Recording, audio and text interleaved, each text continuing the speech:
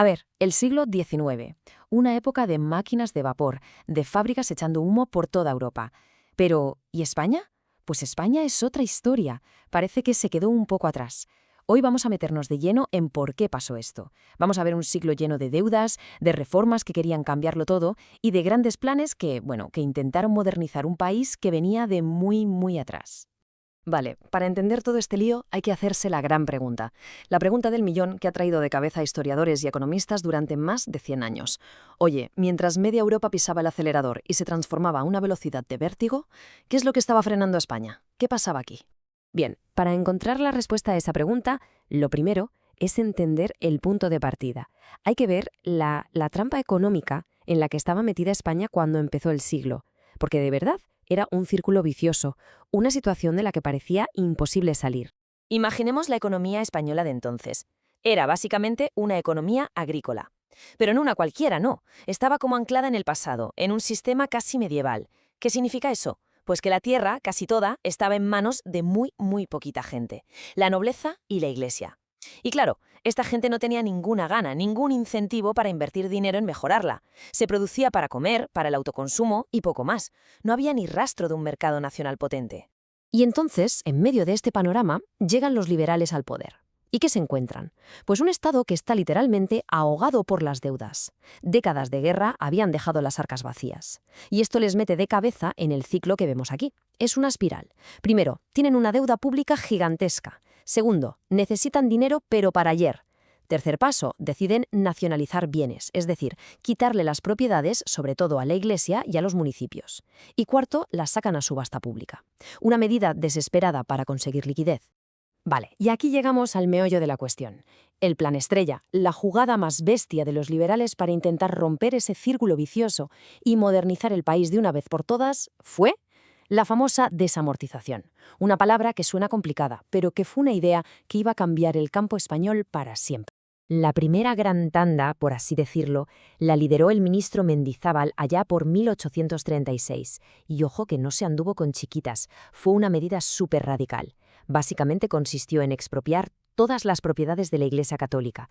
Y cuando digo todas, son todas, desde fincas enormes en el campo hasta edificios en pleno centro de las ciudades. Todo eso se cogió y se puso a la venta en subasta pública. La escala de esta operación, para que nos hagamos una idea, fue algo gigantesco para la época. Y aquí viene lo interesante, ¿no? Ver el choque entre lo que se quería conseguir y lo que pasó de verdad. A ver, el objetivo económico, el de pagar la deuda. Bueno, algo se consiguió, fue un éxito parcial, pero ¿y el objetivo político, el de conseguir más apoyos para los liberales? Fracaso. ¿Y el objetivo social, el de crear una clase media de agricultores con sus propias tierras? Fracaso total. La pregunta es obvia, ¿por qué salió tan mal en lo social y en lo político? Pues mirad, aquí está la clave del desastre social. El truco estuvo en la forma de pago. El Estado estaba tan desesperado por conseguir dinero rápido que dijo, vale, podéis pagar las tierras con títulos de deuda pública. ¿Y qué eran estos títulos? Pues imaginemos que son como unos pagarés del Estado, pero que en el mercado valían poquísimo porque nadie se fiaba de que el Estado los fuera a pagar algún día. ¿Qué pasó? Pues que un grupito muy listo de gente rica, de burgueses y nobles, que había comprado esos pagarés por 4 duros, vio una oportunidad de oro. De repente podían cambiar ese papel que no valía casi nada por su valor oficial y comprar tierras. Los pequeños campesinos, los que de verdad trabajaban el campo, quedaron totalmente fuera de la partida. No tenían ni dinero ni, por supuesto, acceso a esos títulos. Y bueno, por si no había quedado claro, casi 20 años después tuvimos la segunda parte, la desamortización de Madoz. Esta vez el objetivo no fue la iglesia, sino las tierras de los municipios, las tierras comunales que usaban los vecinos. Aunque el momento económico era distinto, había más demanda de productos agrícolas y tal, el resultado final fue clavado al anterior. La tierra acabó concentrándose todavía más en las mismas manos de siempre. ¿La consecuencia? Una cantidad brutal de campesinos que se quedaron sin nada, sin tierra que trabajar. Y esto nos lleva a una de las grandes ironías, una de las paradojas de todo el siglo. A ver, lo lógico hubiese sido que todo este movimiento de dinero sirviera para financiar la nueva industria, ¿no? Como pasó en otros sitios de Europa. Pues aquí justo al revés. Todo el capital de la gente con dinero de las ciudades, en lugar de ir a parar a las fábricas, se fue directo al campo. ¿Por qué? Porque comprar tierras era un negocio redondo, seguro y súper rentable. Una inversión especulativa brutal que dejó a la industria sin el dinero, sin el oxígeno que necesitaba para poder arrancar de verdad. Venga, vamos a cambiar de tercio, porque todo esto que hemos visto nos lleva directamente al corazón del problema, el fracaso de la revolución industrial en España. El campo estaba cambiando, sí, Pero las fábricas no acababan de arrancar. Las chimeneas, como quien dice, no echaban humo. De hecho, el historiador Jordi Nadal lo resumió con una frase que es demoledora pero muy precisa. Él habló directamente del fracaso de la revolución industrial en España. Fijaos que no dice retraso, dice fracaso. Lo veía como una oportunidad histórica que simplemente no se aprovechó como en otros lugares. Y es que el problema de fondo se puede ver como un puzzle. Una de las piezas sí que estaba en su sitio.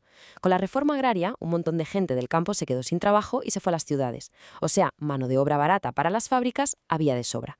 El problema es que para que el puzzle esté completo, para que haya una industrialización de verdad, hace falta mucho más que solo trabajadores. Y es que los obstáculos eran, una auténtica tormenta perfecta. Vamos a ver. Teníamos una inestabilidad política constante, que hacía imposible planificar nada futuro. Habíamos perdido las colonias de América, que eran nuestros principales mercados. No teníamos materias primas clave, como carbón de buena calidad. El mercado de dentro, el nacional, era súper débil, porque la mayoría de la gente era pobre y no podía comprar nada. Si a eso le sumas un analfabetismo altísimo y, sobre todo, una mentalidad empresarial que casi no existía, que preferían la seguridad de la tierra al riesgo de la industria, pues ahí tienes el cóctel explosivo. Pero ojo, que no todo fue un desastre, ¿eh? A pesar de todo este panorama, hubo dos motores de cambio que sí empezaron a funcionar, que sí echaron raíces, con sus problemas y sus cosas, claro, pero fueron clave: el ferrocarril y un nuevo sistema bancario, las bases de lo que vendría después. Vamos a ver, es de cajón. Si quieres crear un mercado que funcione en todo el país, tienes que poder mover las mercancías de un sitio a otro. Y la infraestructura de España en ese momento era prehistórica. La red de caminos era, y esto es casi literal, la misma que habían dejado los romanos 2000 años antes, pero en bastante peor estado. Así era imposible comerciar, era un freno en seco para la economía. Entonces, ¿cuál fue la solución? Pues la que estaba revolucionando el mundo entero en ese momento: el ferrocarril. Esa fue la gran apuesta, la tecnología punta que iba a conectar el país, a mover mercancías y gente de un lado a otro y por fin a crear un mercado español de verdad. Eso sí, el ferrocarril español se hizo a nuestra manera, con sus particularidades. Primero, casi todo el dinero para construirlo vino de fuera, sobre todo de Francia y Bélgica. Segundo, el diseño fue radial, con Madrid en el centro de todo, como una telaraña, lo que a veces no tenía mucho sentido comercial. Y tercero, y esto es muy famoso, se hizo con un ancho de vía más grande que el del resto de Europa. ¿La razón? Pues por miedo a que los franceses nos invadieran usando los trenes. Curioso, ¿verdad? Y a la vez que se iban poniendo las vías del tren, pasaba otra cosa súper importante, aunque menos visible. El propio dinero se estaba modernizando. Pensad que a mediados de siglo el dinero eran monedas, de oro y de plata, lo que pesaban. Pero poco a poco se fue pasando a un sistema basado en la confianza, los billetes, y de ahí, ya a principios del siglo XX, al dinero bancario, los depósitos, los cheques. Es un cambio brutal, porque sin esta evolución, el capitalismo moderno simplemente no podría existir. Entonces, llegamos al final y la gran pregunta sigue en el aire. El siglo XIX, sin duda, fue una ruptura total con el pasado de España. Pero, ¿cómo lo demos? ¿Fue una oportunidad perdida, una tragedia económica que nos descolgó de Europa? ¿O fue en realidad el primer paso, un paso doloroso y lleno de errores, sí, pero un paso necesario para empezar a construir la España moderna? Es una pregunta que aún hoy sigue sin una respuesta única.